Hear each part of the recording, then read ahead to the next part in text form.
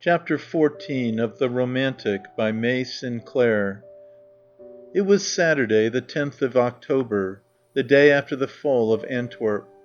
The Germans were pressing closer round Ghent. They might march in any day. She had been in Belgium 100 years. She had lived 100 years under this doom. But at last she was free of John. Utterly free. His mind would have no power over her any more, nor yet his body. She was glad that he had not been her lover. Supposing her body had been bound to him so that it couldn't get away? The struggle had been hard enough when her first flash came to her. And when she had fought against her knowledge and denied it, unable to face the truth that did violence to her passion, and when she had given him up and was left with just that, the beauty of his body, and it had hurt her to look at him.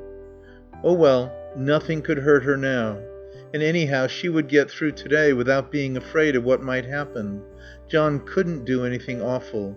He had been ordered on an absolutely safe expedition, taking medical stores to the convent hospital at Bruges, and convoying Gurney, the sick chauffeur, to Ostend for England. Charlotte was to go out with Sutton, and Gwinnie was to take poor Gurney's place. She was glad she was going out with Billy. Whatever happened, Billy would go through it without caring, his mind fixed on the solid work. And John, for an hour before he started, had been going about in gloom, talking of death. His death. They were looking over the last letter from his father, which he had asked her to answer for him. It seemed that John had told him the chances were he would be killed, and had asked whether in this case he would allow the Roden ambulances to be handed over to McLean. And the old man had given his consent. "Isn't it a pity to frighten him?" she said. "He's no business to be frightened. It's my death. If I can face it, he can. I'm simply making necessary arrangements." She could see that. At the same time it struck her that he wanted you to see that he exposed himself to all the risks of death, to see how he faced it. She had no patience with that talk about death, that pitiful bolstering up of his romance. "If McLean says much more you can tell him." He was counting on this transfer of the ambulances to get credit with McLean, to silence him. There were other letters which he had told her to answer. As soon as he had started she went into his room to look for them. If they were not on the chimney piece they would be in the drawer with his razors and pocket handkerchiefs. It was John's room, after she had gone through it, that showed her what he was doing. Sutton looked in before she had finished. She called to him, "Billy, you might come here a minute." He came in, eyebrows lifted at the inquisition. "What's up?" "I'm afraid John isn't coming back." "Not coming back? Of course he's coming back." "No, I think he's got off." "You mean he's—" "Yes, bolted." "What on earth makes you think that?" "He's taken all sorts of things. Pyjamas, razors, all his pocket handkerchiefs. I had to look through his drawers to find those letters he told me to answer." Sutton had gone through into the slip of white-tiled lavatory beyond. She followed him. "My God," he said. "Yes.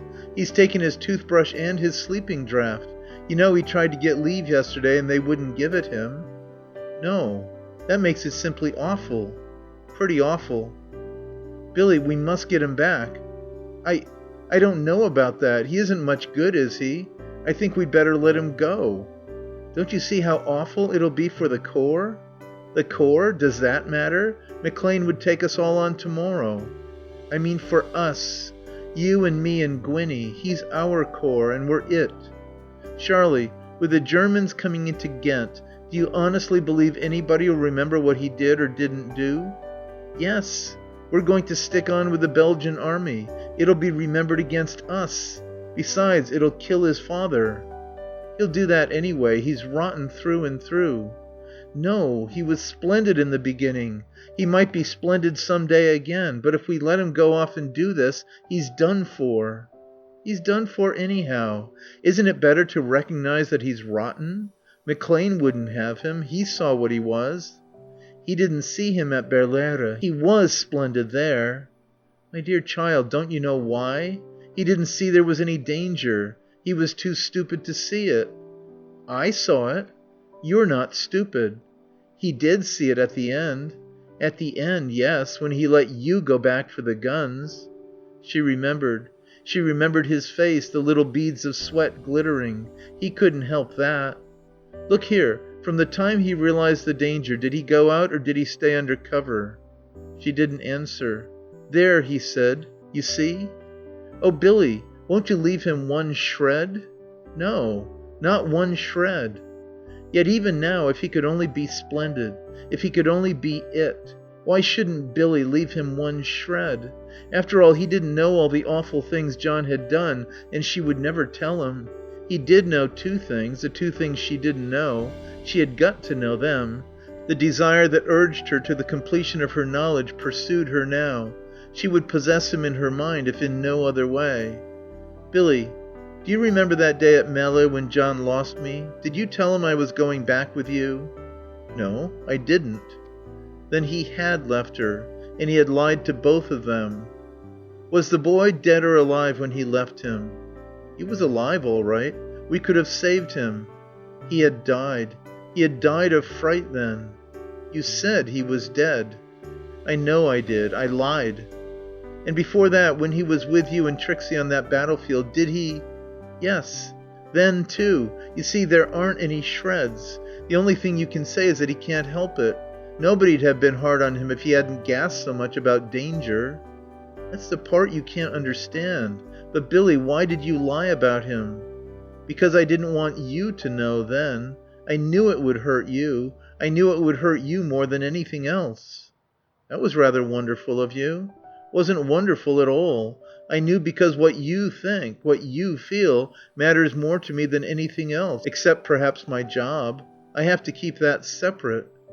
Her mind slid over that, not caring, returning to the object of its interest. "Look here, Billy, you may be right. It probably doesn't matter to us, but it'll be perfectly awful for him." "They can't do anything to him, Sharlie." "It's what he'll do to himself." "Suicide? Not he." "I don't mean that. Can't you see that when he gets away to England, safe, and the funk settles down, he'll start romancing all over again? He'll see the whole war again like that. And then he'll remember what he's done. He'll have to live all his life remembering." "He won't. You'll remember. You'll suffer. You're feeling the shame he ought to feel and doesn't." "Well, somebody's got to feel it." "And he'll feel it too. He won't be let off. As long as he lives he'll remember. I don't want him to have that suffering." "He's brought it on himself, Sharlie." "I don't care. I don't want him to have it. I couldn't bear it if he got away." "Of course, if you're going to be unhappy about it." "The only thing is, can we go after him? Can we spare a car?" "Well, yes, I can manage that all right. The fact is, the Germans may really be in tomorrow or Monday, and we're thinking of evacuating all the British wounded today. There are some men here that we ought to take to Ostend. I've been talking to the President about it." And in the end they went with their wounded, less than an hour after John had started. "I don't say I'll bring him back," said Sutton. "But at any rate we can find out what he's up to." He meditated. "We mayn't have to bring him. I shouldn't wonder if he came back on his own. He's like that. He can't stand danger, yet he keeps on coming back to it. Can't leave it alone." "I know. He isn't quite an ordinary coward." "I'm not sure. I've known chaps like that. Can't keep away from the thing." But she stuck to it. John's cowardice was not like other people's cowardice. Other cowards, going into danger, had the imagination of horror. He had nothing but the imagination of romantic delight. It was the reality that became too much for him. He was either too stupid or too securely wrapped up in his dream to reckon with reality. It surprised him every time. And he had no imaginative fear of fear. His fear must have surprised him. "He'll have got away from Bruges," she said. "I don't think so. He'll have to put up at the convent for a bit to let Gurney rest." They had missed the convent and were running down a narrow street towards the marketplace when they found John. He came on across a white bridge over a canal at the bottom. He was escorted by some Belgian women, dressed in black. They were talking and pointing up the street. He said he had been to lunch in the town and had lost himself there, and they were showing him the way back to the convent. He had seen all that before somewhere. John coming over the canal bridge with the women in black. She remembered. That was in one of her 3 dreams. Only what she saw now was incomplete. There had been something more in the dream. Something had happened. It happened half an hour later, when she went out to find John in the convent garden, where he was talking with the nuns. The garden shimmered in a silver mist from the canal, the broad grass plots, the clipped hedges, the cones and spikes of yew, the tall feathery chrysanthemums, the trailing bowers and arches were netted and laced and webbed with the silver mist. Down at the bottom of the path the forms of John and the three women showed blurred and insubstantial and still. Presently they emerged solid and clear, the nuns in their black habits and the raking white caps like wings that set them sailing along. They were showing John their garden, taking a shy, gentle, absorbed possession of him. And as she came towards him, John passed her without speaking. But his face had turned to her with the look she had seen before. Eyes of hatred, eyes that repudiated and betrayed her. The nuns had stopped courteously to greet her. She fell behind with one of them. The two others had overtaken John, who had walked on, keeping up his stiff, repudiating air.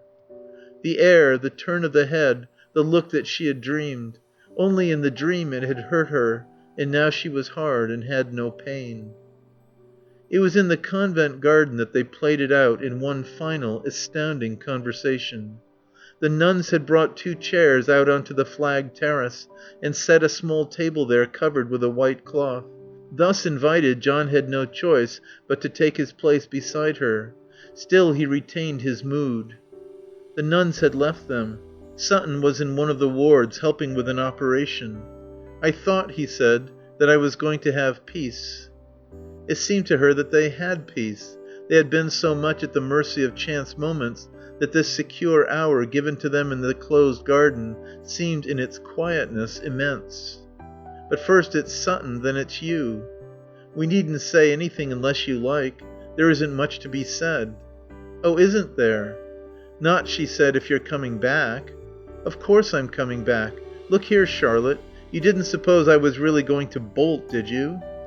"Were you going to change into your pyjamas at Ostend?" "My pyjamas? I brought them for Gurney." "And your sleeping draught was for Gurney?" "Of course it was." "And your razors and your toothbrush too?" "Oh, John, what's the good of lying? You forgot that I helped Alice Bartram to pack Gurney's things. You forget that Billy knows." "Do I? I shan't forget your going back on me, your betraying me," he said. And for the first time she realized how alone he was. How horribly alone. He had nobody but her. "Who have I betrayed you to?" "To Sutton. To McClane. To everybody you talk to." "No. No." "Yes. And you betrayed me in your thoughts. That's worse. People don't always mean what they say. It's what they think." "What was I to think?" "Why, that all the damnable things you said about me weren't true." "I didn't say anything." "You betrayed me by the things you didn't say." "Why should I have betrayed you?" "You know why. When a woman betrays a man it's always for one reason." He threw his head back to strike at her with his eyes, hard and keen, dark blue like the blade of a new knife. "Because he hasn't given her what she wants." "Oh, what I want? I thought we'd settled that long ago." "You've never settled it. It isn't in you to settle it." "I can't talk to you about that. You're too horrible. But I didn't betray you." "You listened to people who betrayed me. If you cared for me in any decent way you'd have stood by me." "I have stood by you through thick and thin. I've lied your lies. There isn't one of your lies I haven't backed.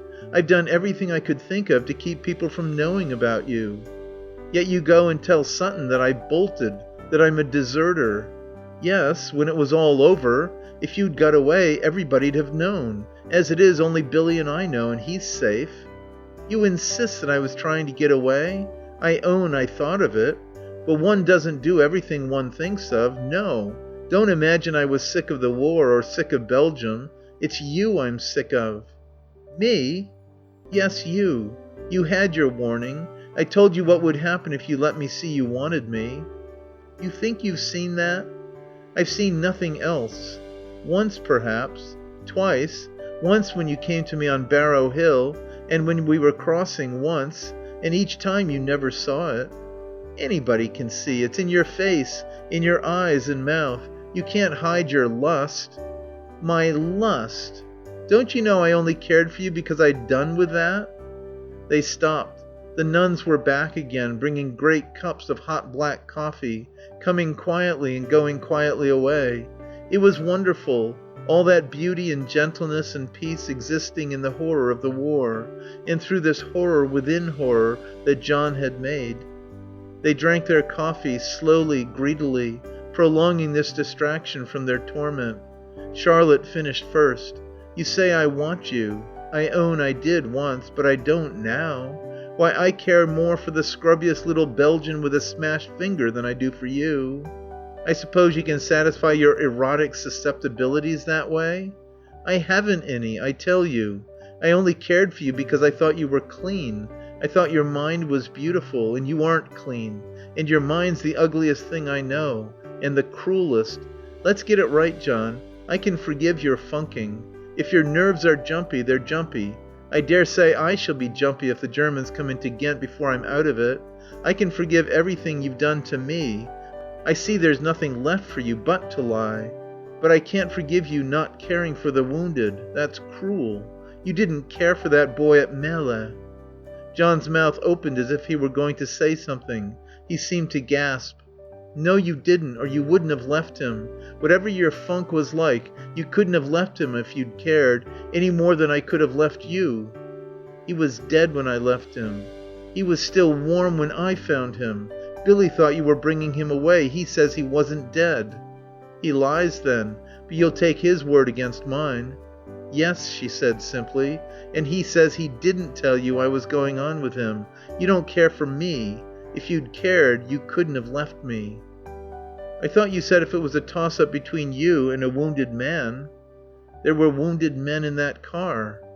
"There was a wounded man with me. You left him. Don't imagine I cared about myself, whether I lived or died. It was because I cared about you. I cared so awfully." He jerked out a laugh. One light, short sound of dismissal and contempt. End of chapter 14. Recording by Expatriate in Bangor, Maine.